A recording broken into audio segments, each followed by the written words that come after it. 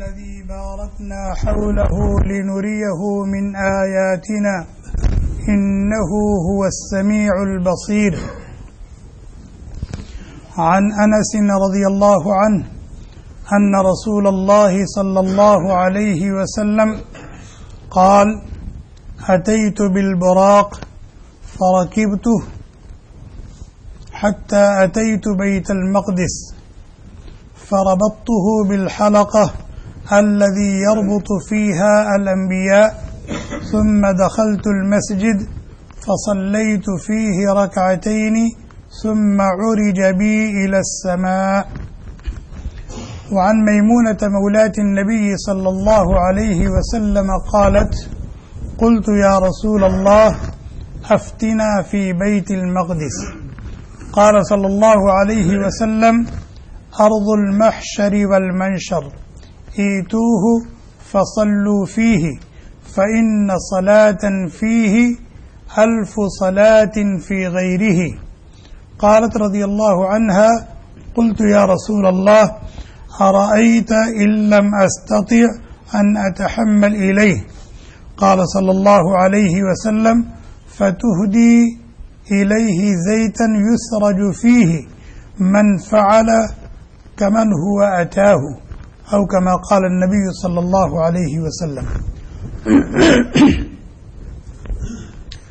خبروں کے ذریعے سے آپ سب لوگوں کو یہ بات پہنچی کہ امریکہ کے ناعاقبت اندیش، نامعقول بلکہ پاگل صدر نے، امریکہ کے ناعاقبت اندیش، نامعقول بلکہ پاگل شخص نے کل کے اپنے بیان میں بیت المقدس یعنی مدینۃ القدس کو اسرائیل کے دارالحکومت کے طور پر تسلیم کرنے کا اعلان کیا.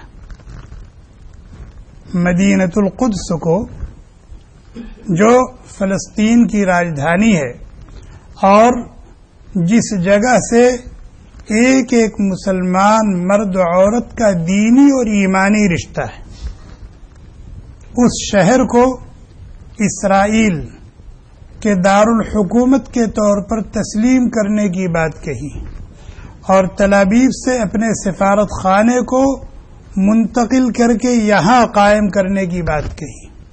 یہ اس کا پاگل پن ہے، یہ اس کی شرارت ہے، اس کی بدماشی ہے، اس کا غرور ہے، اس کا کبر ہے، جو انشاءاللہ خاک میں مل کر رہے گا، خاک میں مل کر رہے گا. اس کی یہ بات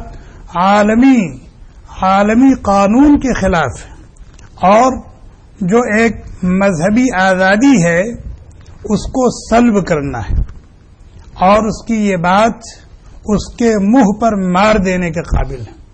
اور آج الحمدللہ پوری امت مسلمہ، مسلمان جہاں بھی ہے وہ سراپا احتجاج بنا ہوا ہے. اللہ تبارک و تعالی ان سب کو اس کا بہتر سے بہتر صلہ عطا فرمائے اور ہمیں اور ہمارے حکمرانوں کے اندر کچھ دینی غیرت اور دینی شعور اور دینی حمیت بیدار ہو کہ جیسے یہ عوام سراپا احتجاج بنی ہوئی ہے، یہ بھی اپنی زبان کھولیں، یہ بھی اپنی زبان کھولیں اور اپنی بے غیرتی کو، اپنی بے دینی کو توڑے ختم کریں اور ثبوت دیں کہ ہمارے اندر بھی ایمان کی کوئی رمق باقی ہے.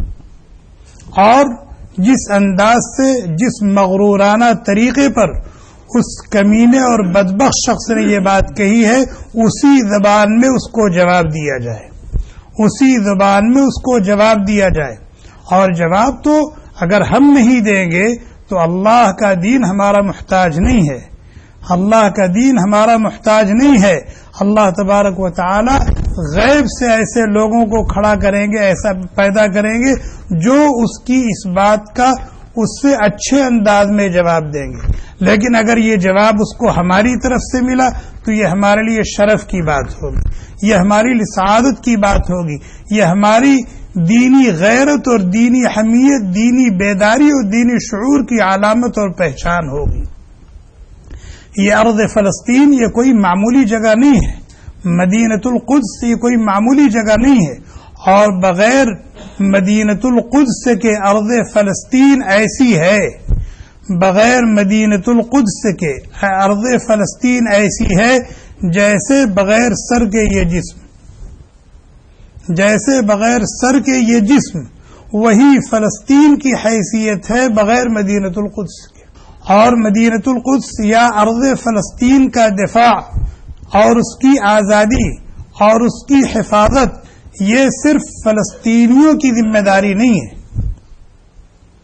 فلسطین کا دفاع، اس کی حفاظت اور اس کی آزادی یہ صرف فلسطینیوں کی ذمہ داری نہیں ہے، بلکہ ایک ایک مسلمان مرد و عورت کی ذمہ داری ہے، چاہے وہ دنیا کے جس کونے میں بھی بستا ہو۔ اگر وہ مسلمان ہے تو اس کی ذمہ داری ہے اس مبارک زمین کی آزادی، اور اس کی ذمہ داری ہے اس کی حفاظت، اس کی ذمہ داری ہے اس کا دفاع۔ کیوں؟ اس لیے کہ یہ دنیا کا مسئلہ نہیں ہے، دنیاوی حدود اور دنیاوی زمین اور دنیاوی سرحدوں کا مسئلہ نہیں ہے، یہ دین و ایمان کا مسئلہ ہے، یہ دین و ایمان کا مسئلہ ہے، اور ہمارا دینی اور ایمانی رشتہ ہے اس سرزمین سے۔ ابھی جو آیت کریمہ پڑھی گئی ہے، اللہ تعالیٰ فرماتے ہیں سبحان الذی اسری بعبدہ لیلا من المسجد الحرام الی المسجد الاقصی، پاک ہے وہ ذات جو اپنے بندے خاص محمد صلی اللہ علیہ وسلم کو راتوں رات مسجد حرام سے لے گیا۔ اسری بعبدہ لیلا من المسجد الحرام، پاک ہے وہ ذات جو اپنے خاص بندے محمد صلی اللہ علیہ وسلم کو مسجد حرام سے راتوں رات لے گیا۔ اسرا یسری، اسران کے معنی آتے ہیں رات میں چلنا، اور اللہ تعالیٰ لے گئے تھے اس لیے وہاں اسرا بعبدہ ہی ہے کہ راتوں رات لے گیا۔ کہاں لے گیا؟ الی المسجد الاقصی، الی المسجد الاقصی، جیسے مکہ مکرمہ ہمارے نبی کا مولد ہے، ہمارے نبی وہاں پیدا ہوئے، ہمارے نبی کا منشا ہے، ہماری نبی کی پرورش اور ان کی نشو و نما وہیں ہوئی ہے، وہ پلے بڑے جوان ہوئے ہیں سرزمین مکہ میں، اور ہمارے نبی کا مبعث ہے، خلعت نبوت سے آپ کو سرفراز کیا گیا سرزمین مکہ میں۔ جیسے مکہ المکرمہ ہمارے نبی کا مولد ہے، ہمارے نبی کا منشا ہے، ہمارے نبی کا مبعث ہے، مہبط وحی ہے، نزول وحی کا سلسلہ اسی مبارک سرزمین پر شروع ہوا ہے، اور مدینہ منورہ ہمارے نبی کا مہجر ہے۔ آپ اللہ کے حکم سے سرزمین مکہ کو چھوڑ کر مدینہ منورہ ہجرت کر کے تشریف لے گئے، اور مدینہ منورہ کو دار الاسلام قرار دیا، تو آپ کا مہجر وہ ہے۔ اسی طرح سے سرزمین فلسطین ہمارے نبی کا مسرا ہے، ہمارے نبی کا مسرا ہے کہ آپ بحکم الہی مسجد حرام سے چل کر مسجد اقصی تک گئے، تو اس کو مسرا کہا جاتا ہے۔ اور پھر وہاں پہنچ کر آپ نے کیا کیا؟ حضرت انس رضی اللہ تعالی عنہ کہتے ہیں کہ رسول اللہ صلی اللہ علیہ وسلم نے فرمایا اتیت بالبراق، جب اللہ کے حکم سے جبریل امین میرے پاس آئے تو سواری لے کر آئے تھے۔ اس سواری کو کیا کہا جاتا ہے؟ براق کہا جاتا ہے۔ وہ جنتی گھوڑا تھا، اس سواری پر سوار ہو کر اللہ کے نبی کو مسجد حرام سے بیت المقدس جانا تھا، اور پھر بیت المقدس سے جہاں تک اللہ تعالی چاہے وہاں تک اوپر جانا تھا۔ چنانچہ اللہ کے نبی علیہ الصلوۃ والسلام فرماتے ہیں کہ میں براق کے پاس آیا، فرکبتہ، اور اس پر میں سوار ہوا، حتی اتیت المسجد، حتی اتیت بیت المقدس، یہاں تک کہ میں اس پر سوار ہو کر بیت المقدس پہنچا۔ اور وہاں جو بیت المقدس ہے وہاں ایک حلقہ بنا ہوا ہے، اور آج بھی ہے وہ۔ اللہ کے نبی علیہ الصلوۃ والسلام فرماتے ہیں کہ فربطتہ بالحلقہ، میں نے اس سواری کو اس حلقے میں باندھ دیا۔ سواری باندھی جاتی ہے نا کہ کہیں ادھر ادھر نہ ہو جائے، تو میں نے اس براق کو اس حلقے میں باندھ دیا، اور وہ حلقہ ہے، وہ حلقہ ہے جہاں انبیاء کرام اپنی سواری کے جانوروں کو باندھا کرتے تھے. یعنی میں نے ہی وہاں نہیں باندھی، مجھ سے پہلے بہت سارے انبیاء اپنی سواری کے جانور کو اس حلقے سے باندھ چکے تھے. حضرت ابراہیم، حضرت داؤد علیہ الصلاۃ والسلام، حضرت سلیمان علیہ الصلاۃ والسلام، حضرت عیسیٰ علیہ الصلاۃ والسلام، حضرت زکریا علیہ الصلاۃ والسلام، حضرت یحییٰ علیہ الصلاۃ والسلام، حضرت موسیٰ علیہ الصلاۃ والسلام نہیں پہنچ سکے تھے. تو اللہ کے نبی علیہ الصلاۃ والسلام نے فرمایا فربطته بالحلقہ الذي يربط فيها الانبیاء ثم دخلت المسجد. سواری کو وہاں باندھ کر پھر میں مسجد میں آیا. مسجد میں آئے تو وہاں سارے انبیاء آپ کی تشریف آوری کے منتظر تھے. آدم علیہ الصلاۃ والسلام سے لے کر عیسیٰ علیہ الصلاۃ والسلام تک سارے انبیاء، کتنی تعداد ہے؟ تقریباً 1,24,000، سب کے سب وہاں موجود تھے. اور نبی آخر الزمان، سید الاولین والآخرین، خاتم النبیین، محبوب رب العالمین، رحمت للعالمین کے منتظر. چنانچہ آپ نے وہاں پہنچ کر تمام انبیاء کرام کو 2 رکعت نماز پڑھائی، اور پھر آپ ملقب بامام الانبیاء قرار پائے. نبی علیہ الصلاۃ والسلام جیسے رحمت للعالمین ہیں، جیسے خاتم النبیین ہیں، جیسے شفیع للمذنبین ہیں، اسی طرح سے امام النبیین بھی ہیں، اس لیے کہ آپ نے تمام انبیاء کرام کی امامت فرمائی وہاں. اور اللہ کے نبی علیہ الصلاۃ والسلام نے فرمایا ثم عرج بی الی السماء، پھر وہیں سے میرا آسمان کا سفر شروع ہوا. ڈائریکٹ مسجد حرام سے آسمان کا سفر کیوں نہیں شروع ہوا؟ ڈائریکٹ مسجد حرام سے آسمان کا سفر کیوں نہیں شروع ہوا؟ مسجد حرم سے مسجد اقصی گئے، اور پھر وہاں سے انبیاء سے ملاقات کر کے ان کو 2 رکعت نماز پڑھا کر پھر وہاں سے آپ تشریف لے گئے. تو یہ ہمارا ایمانی رشتہ اس جگہ سے ہے کہ نہیں؟ ہمارا دینی رشتہ اس جگہ سے ہے کہ نہیں؟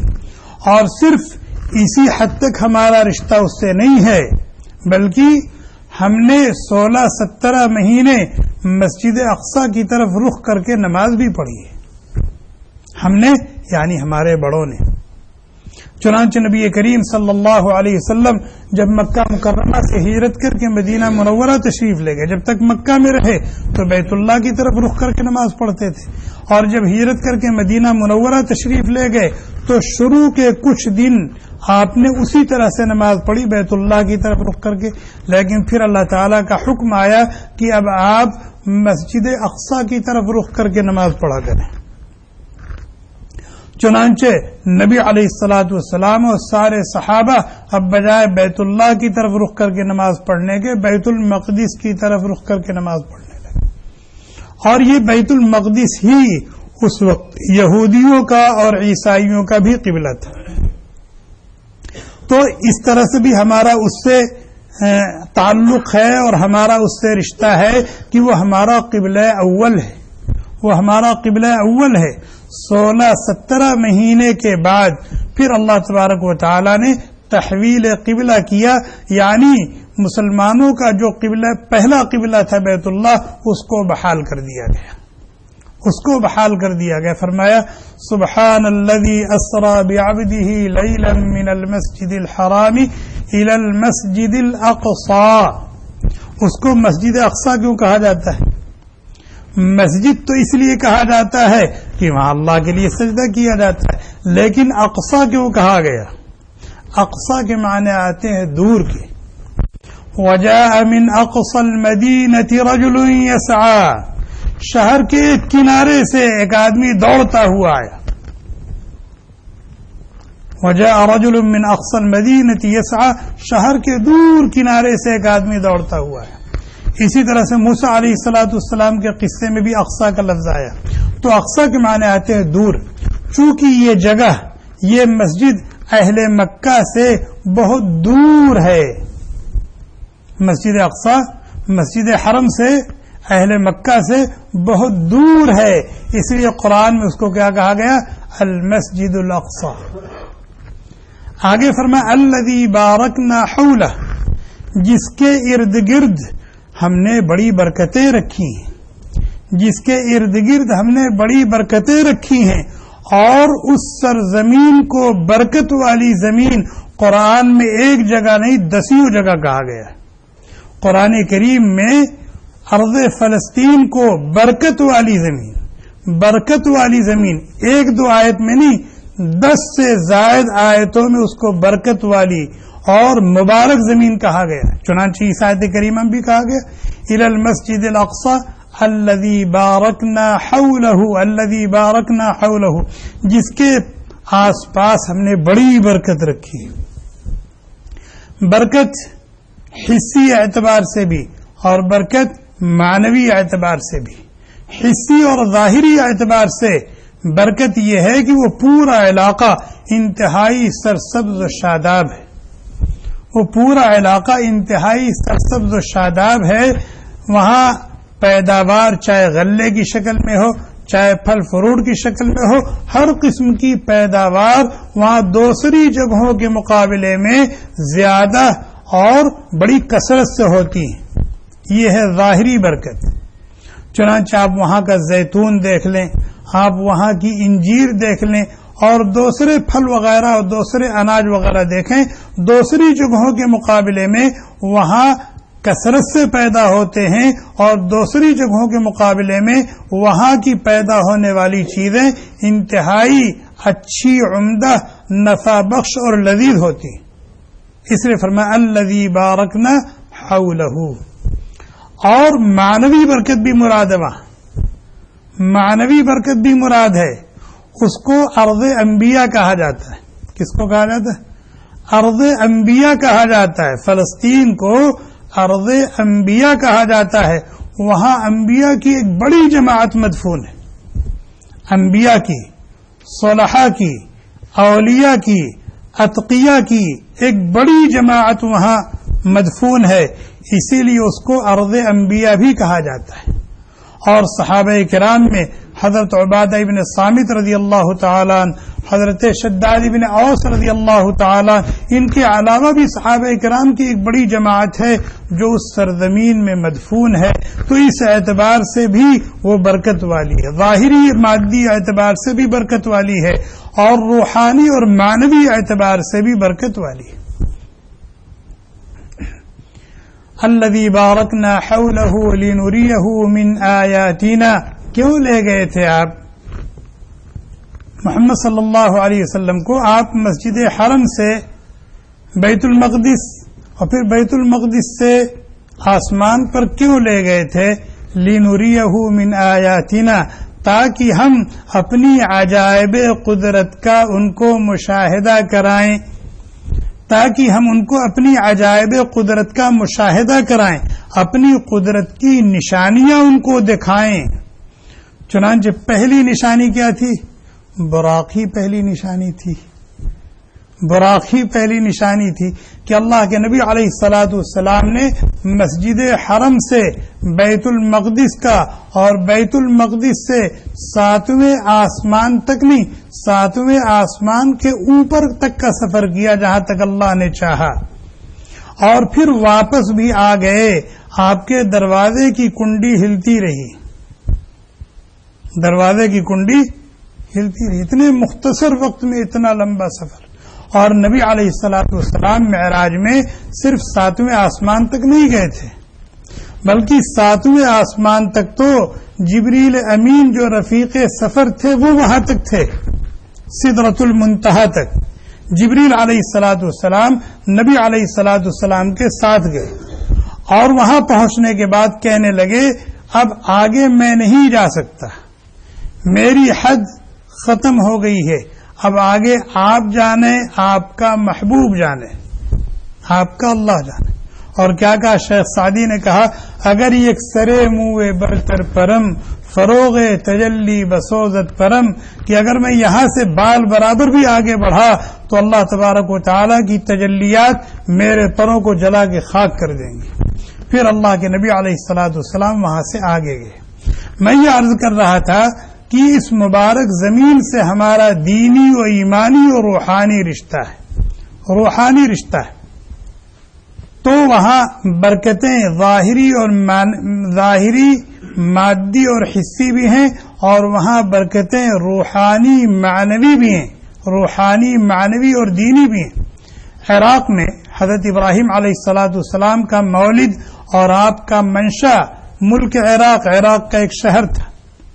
جب وہاں حالات سازگار نہیں رہے، نہیں ہوئے کہ اللہ تبارک و تعالی کے دین کا بول بالا ہو اور کھل کر کے اس کی تبلیغ کی جائے اور لوگوں تک اللہ کا پیغام پہنچایا جائے، تو اللہ تبارک و تعالی نے حضرت ابراہیم علیہ الصلاۃ والسلام کو وہاں سے ہجرت کرنے کا حکم دیا. اور جب ان کے باپ آزر نے دھمکی دی لئن لم تنتہی لارجمنک وہجرنی ملیا، کہ اگر تم اپنے اس مشن سے باز نہ آئے تو پتھر سے مار مار کر تم کو ختم کر دوں گا، ہٹ جا میری نظر سے دور ہو جا، ہٹ جا میری نظر سے دور ہو جا، وہجرنی ملیا. تو حضرت ابراہیم علیہ السلام نے کیا کہا؟ سلام علیک. میرا ابا اگر آپ کی خوشی اسی میں ہے کہ میں آپ کی نظر سے دور ہو جاؤں، سلام علیک، تو ٹھیک ہے، السلام علیکم. ساستغفر لک ربی، لیکن میں آپ کو بھولوں گا نہیں، میں آپ کو اپنے رب سے مانگتا رہوں گا. انہ کان بی حفیہ، وہ میرے ساتھ بڑا مہربان ہے، بڑا شفیق ہے، مجھے نامراد نہیں کرے گا.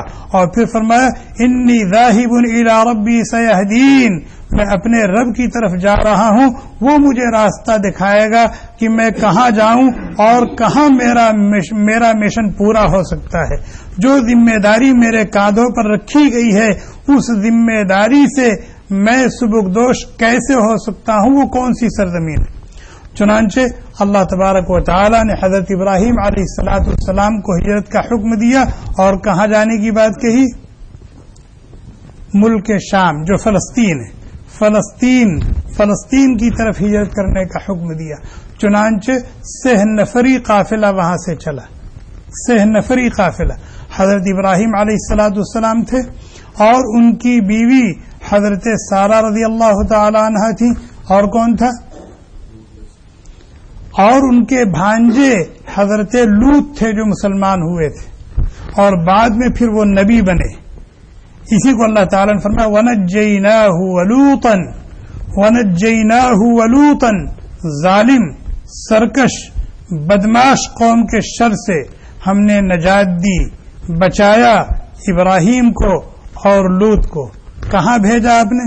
إِلَى الْأَرْضِ الَّتِي بَارَكْنَا فِيهَا، إِلَى الْأَرْضِ الَّتِي بَارَكْنَا فِيهَا، اس زمین کی طرف ہم نے ان کو ہجرت کرنے کا حکم دیا جانے کا کہ جس کے ارد گرد ہم نے بڑی برکتیں رکھی تھی، جس کے ارد گرد ہم نے بڑی برکتیں رکھی تھی.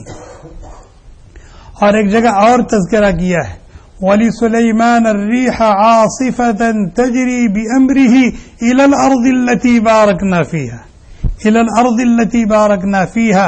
جب اللہ کی رضا کے لیے حضرت سلیمان علیہ الصلاۃ والسلام نے اپنے 1000 اصیل عمدہ گھوڑوں کو اللہ کے نام پر اللہ کی رضا کے لیے قربان کر دیا، تو اللہ تبارک و تعالی نے اس کے صلے میں کہ سلیمان جب آپ نے اتنا بڑا قدم اٹھایا ہے اور میری رضا جوئی کے لیے اتنا بڑا کام کیا ہے، تو اب میں آپ کو اوڑوں گھوڑوں سے بے نیاز کر دیتا ہوں. اور ہوا کو آپ کے تابع کر دیا، اور فرمایا کہ جب آپ کو ایک جگہ سے دوسری جگہ جانا ہو تو آپ اپنے تخت سمیت ہوا کے دوش پر سوار ہو جائیں اور ہوا کو حکم دیں، جیسے کہیں گے، جہاں کہیں گے، جس رفتار سے کہیں گے وہ آپ کو لے کر کے جائے گی. چنانچہ حضرت سلیمان علیہ الصلاۃ والسلام ہوا کے دوش پر سوار ہو کر آتے تھے، کہا إِلَى الْأَرْضِ الَّتِي بَارَكْنَا فِيهَا، إِلَى الْأَرْضِ الَّتِي بَارَكْنَا فِيهَا. اسی طرح سے جب حضرت موسیٰ علیہ الصلاۃ والسلام کو اللہ تبارک و تعالی نے حکم دیا کہ اپنی قوم کو لے کر راتوں رات مصر سے نکل جائیے، اپنی قوم کو راتوں رات لے کر مصر سے نکل جائیے۔ چنانچہ حضرت موسیٰ علیہ السلام، حضرت ہارون علیہ السلام نے تیاری کی اور راتوں رات قوم کو لے کے نکلے۔ فرعون کو پتہ چلا تو فرعون نے پیچھا کیا، پھر ہوا کیا وہ سب کو معلوم ہے۔ وہاں سے نکل کے جانا کہاں تھا؟ مصر سے نکلے، اور نکلے کتنے تھے؟ 1000، 2000، 50,000، لاکھ، 6,70,000 تھے۔ کتنے تھے؟ 6,70,000 تھے، 6,70,000۔ اور یہ اولاد کس کی تھی؟ حضرت یعقوب علیہ السلام کی۔ اسرائیل یہ یعقوب علیہ السلام کا لقب تھا، اسی لیے ان کی اولاد کو بنی اسرائیل کہا گیا۔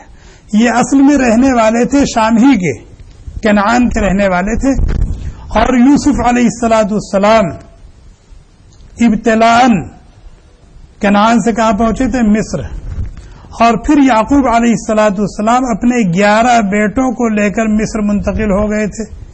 تو جب کنعان سے مصر منتقل ہوئے تھے تو یہ کل کتنے تھے؟ 12 تھے، 12 تھے۔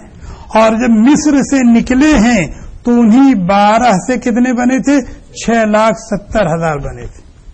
انہی 12 خاندان سے، 12 بیٹوں سے 6,70,000۔ تو مصر سے اللہ نے نکلنے کے لیے کہا تو کہیں جانے کے لیے بھی تو کہا ہوگا کہ وہاں سے نکل کے وہاں جاؤ۔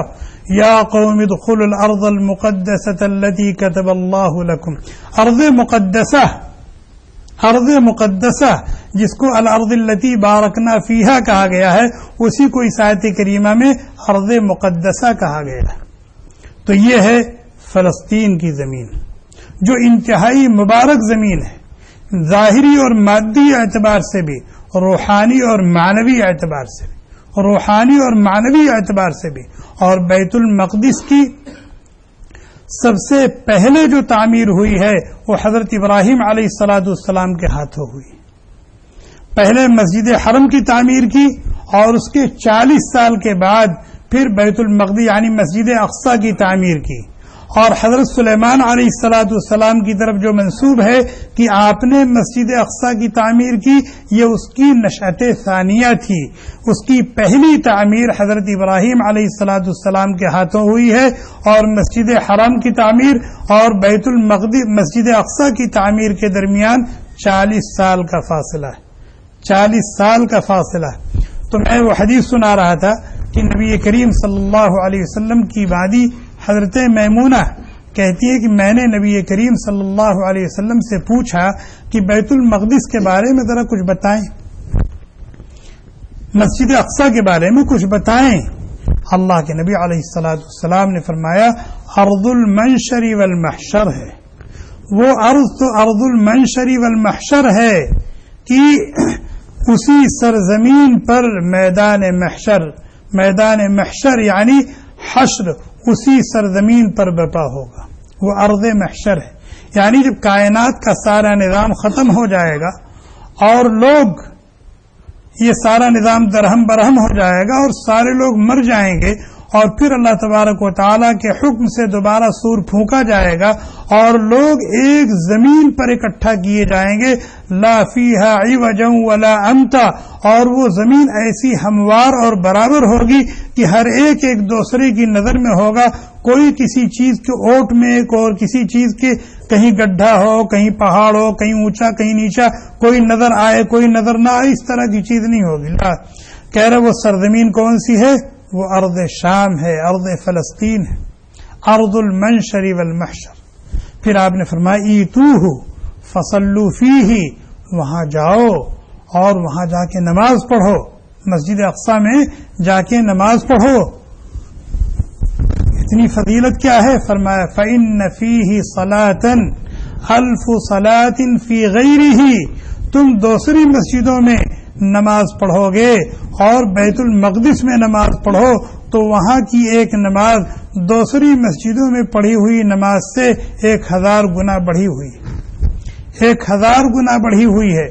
آپ اس مسجد میں نماز پڑھیں گے آپ کو 1 نماز کا ثواب ملے گا، یہی نماز آپ بیت المقدس میں پڑھیں گے آپ کو 1000 نماز کا ثواب ملے گا، اور ایک روایت میں آتا ہے 25,000 نماز کا ثواب ملے گا، 25,000 نماز کا ثواب ملے گا۔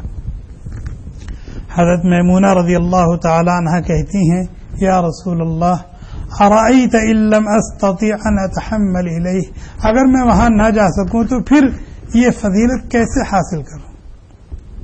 آج ہم لوگ بھی تو یہی حال ہے نا، اولاً تو یہ خواہش پیدا ہوتی ہی نہیں، اولاً تو یہ خواہش پیدا ہوتی ہی نہیں کہ ہم اپنے نبی کے مسرا پہنچیں، اپنے قبلہ اول کو دیکھیں، مسجد اقصی میں 2 رکعت 4 رکعت نماز پڑھیں، یہ خواہش کبھی جنم لیتی ہی نہیں، یہ ارادہ کبھی بنتا ہی نہیں، جو ضعف ایمان کی علامت ہے، جو ضعف ایمان کی علامت ہے۔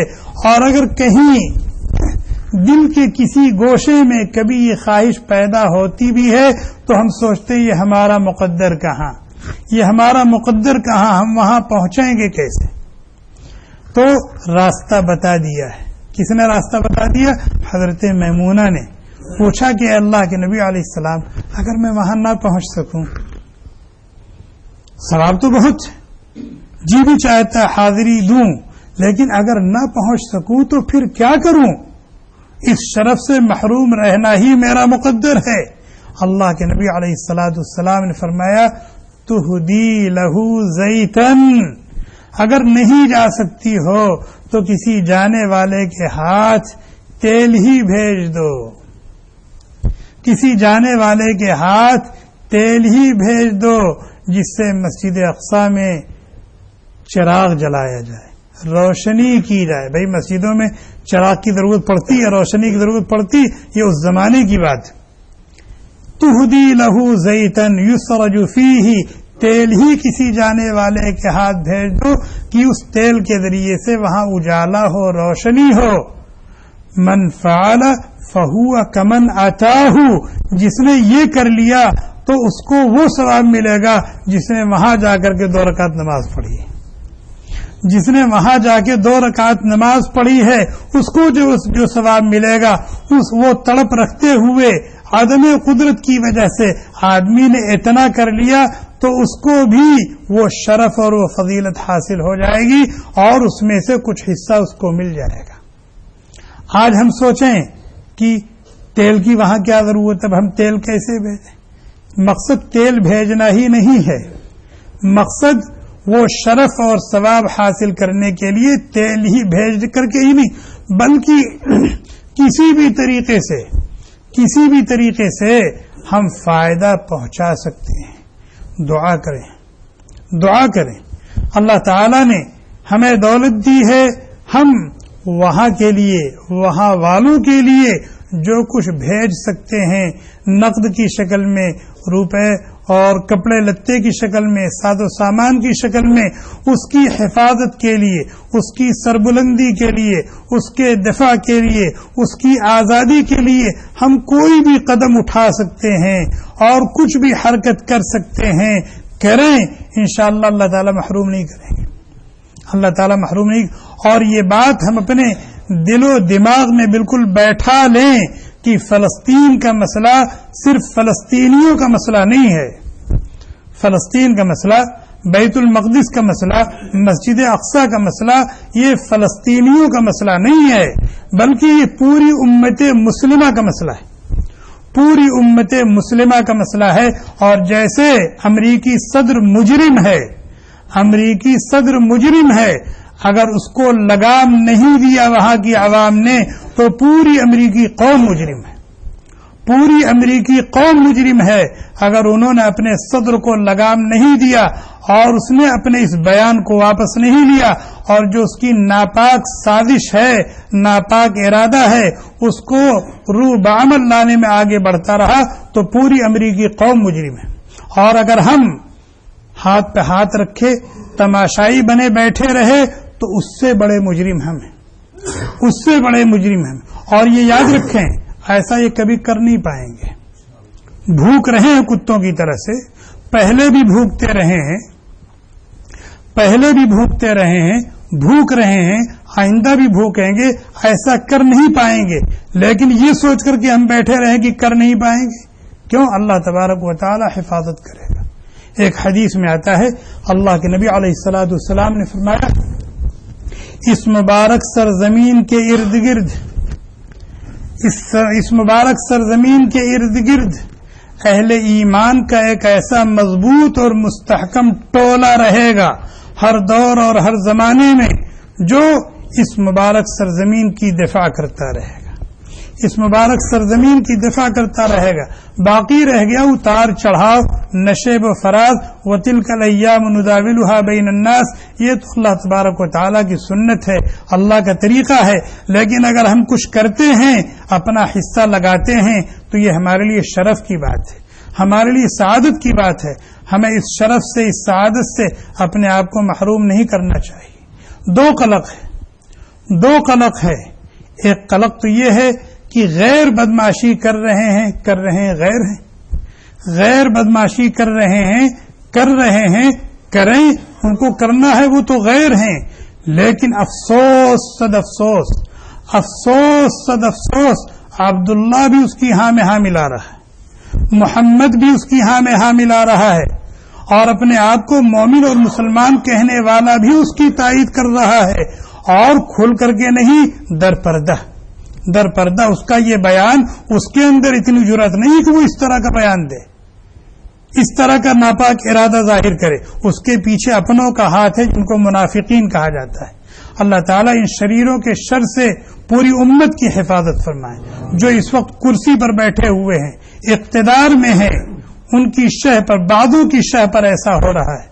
اللہ تعالیٰ پوری امت کی حفاظت فرمائے، مسجد حرم کی حفاظت فرمائے، مسجد نبوی کی حفاظت فرمائے، مسجد اقصی کی حفاظت فرمائے، مسلمانوں کے تمام مقدسات اور شعائر دین کی حفاظت فرمائے، اپنے فضل سے، اپنے کرم سے ایک ایک مسلمان مرد اور عورت کے اندر اللہ تعالیٰ دینی غیرت، دینی حمیت، دینی بیداری، دینی شعور پیدا فرما دے، اور ہمارے کاندھوں پر اسلام اور مسلمانوں کی حفاظت کے تعلق سے جو ذمہ داریاں عائد ہیں، ان ذمہ داریوں کو محسوس کرنے کی اور ان ذمہ داریوں سے سبکدوش ہونے کے لیے ہم جو کچھ کر سکتے ہیں اس کو کرنے کی اللہ تعالی ہمیں توفیق عطا فرمائے، ہمارے اندر ہمت اور حوصلہ پیدا فرمائے، اور ہمارے اس کہنے اور سننے کو اللہ تعالیٰ قبول فرمائے، اور یہ بات صرف کہنے کی حد تک اور سننے کی حد تک نہ رہ جائے، بلکہ کہنے والا بھی عملی طور پر قدم اٹھانے کی اور سننے والے بھی عمل کرنے کی کوشش کریں۔ سبحان۔ Thanks for watching. Don't forget to like, comment, share and subscribe to Al Wahid channel.